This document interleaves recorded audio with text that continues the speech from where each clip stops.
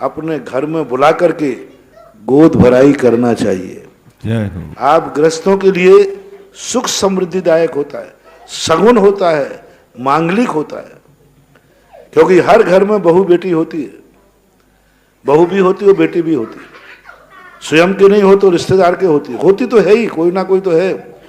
तो उसके लिए एक सगुन होता है। अपनी बहू बेटी के एक शुभ सगुन के लिए तीर्थंकरों के माता पिताओं को अपने घर बुला करके और गोद भराई का काम किया जाता है। ये कार्य 6 महीने पहले से शुरू होता है, 6 महीने से हो जाता है। लेकिन अब 6 महीने तो आजकल का तो रेडीमेड का जमाना है। हाँ, पहले शादी ब्याह भी होते तो 5-5, 6-6 महीने पहले से, और रिश्तेदार भी कितने दिन पहले आ जाते थे, 8 दिन 15 दिन।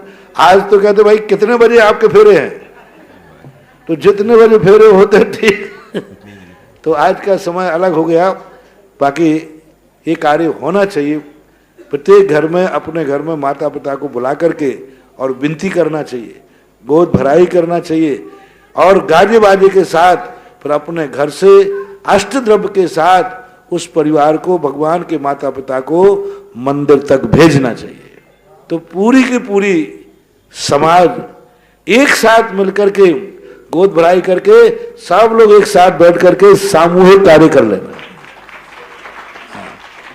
कायदा से तो जिस दिन से बोली लेते हैं हम, उसी दिन से ये कार्य शुरू हो जाना चाहिए, जिस गांव में हो। जैसे अभी देखो, पिछली बार आमा में बने थे तो उनकी ससुराल जहां थी, उन ससुराल वालों ने माता पिता को बुलाकर जुलूस निकाला।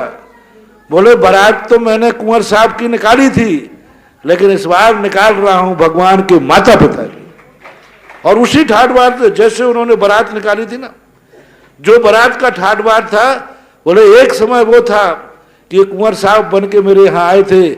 आज हमारे सौभाग्य हैं कि आज जगत के माता पिता बन करके आ रहे हैं। ये भाग्य तो देखो, कहाँ कुंवर साहब बनना, और वही व्यक्ति एक दिन उस नगर में जगत का माता पिता बन करके, त्रिलोकीनाथ का माता पिता जगत का माता पिता है। और बड़ा जुलूस उन्होंने किया, देवली वगैरह में, सब में, देवली टोंक में, देवली हुआ, टोंक हुआ, कोटा हुआ, सब जगह हुआ जहां उनके रिलेशनशिप थे।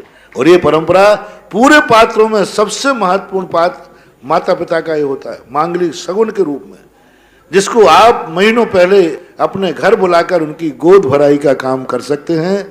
और गोद भराई का मैंने कह दिया, गोद भराई जो सामान होती है, मावा, मिष्ठान आदि, आभूषण, वस्त्र, आभूषण, सोने चांदी, जो तुम्हारी श्रद्धा बनती है वो करके, और अष्टद्रव्य का थाल लेकर बग्गी से साथ, घोड़ा हाथी के साथ, बड़े ठाट बार के साथ मंदिर तक उनको भेजने आए।